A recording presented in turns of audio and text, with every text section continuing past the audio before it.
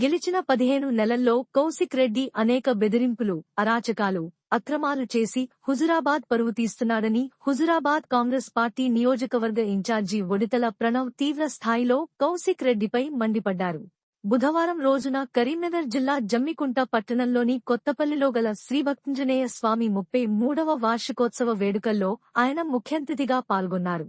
ఈ సందర్భంగా ఆలయ కమిటీ సభ్యులు ఘనంగా స్వాగతం పలికారు.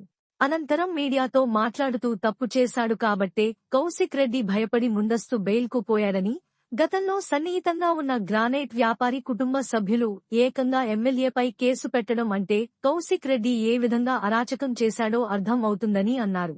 ఎన్నికల్లో గెలిపించకపోతే చస్తా అని సెంటిమెంట్తో గెలిచి ఇప్పుడు కేసు కొట్టివేయమని కోర్టుకు ఎక్కారని, న్యాయస్థానాలు ఎన్నిసార్లు మొట్టికాయలు వేసిన కౌశిక్ రెడ్డికి బుద్ధి రావడం లేదని ఆగ్రహం వ్యక్తం చేశారు.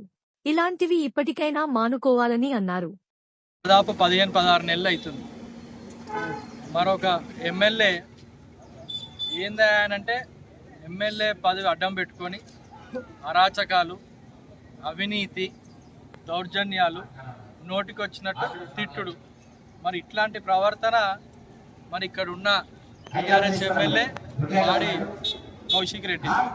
మరి ఇప్పుడు ఎంత దౌర్భాగ్యం అంటే 2 కేసులలో ఏదైతే మొన్న సుబేదారిలా కేసు రిజిస్టర్ అయిందో మరి దాని నుంచి 50 లక్షల రూపాయలు తీసుకున్నాడు, ఇబ్బంది పెడుతున్నాడు అని చెప్పి ఏదైతే కేసు పెట్టిండ్రో మరి దాంట్లో భయపడి ముందస్తు పోయి కోర్టు నుంచి అప్పీల్ పెట్టుకున్నాడు. ఏమని? నాకు ముందస్తు బెయిల్ కావాలని. మరి కోర్టు ఏం చేసింది? రద్దు చేసింది, తిరస్కరించింది. ఎందుకు భయపడుతున్నావు కౌశిక్ రెడ్డి?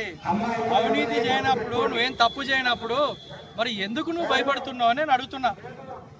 అది కాక ఎలక్షన్ టైంలో, అసెంబ్లీ ఎలక్షన్ టైంలో ఏదైతే చచ్చిపోతా నేను సత్తా, నేను నా కుటుంబం చచ్చిపోతా ఓట్లు వేయండి అని నువ్వు కమలాపూర్లో అడిగినప్పుడు మరి ఆ కేసు దగ్గర కూడా పోయి ఆ కేసు కొట్టారని అంటే మరి ఆ నీ ఇచ్చిన పిటిషన్ని కూడా కోర్టు తిరస్కరించింది.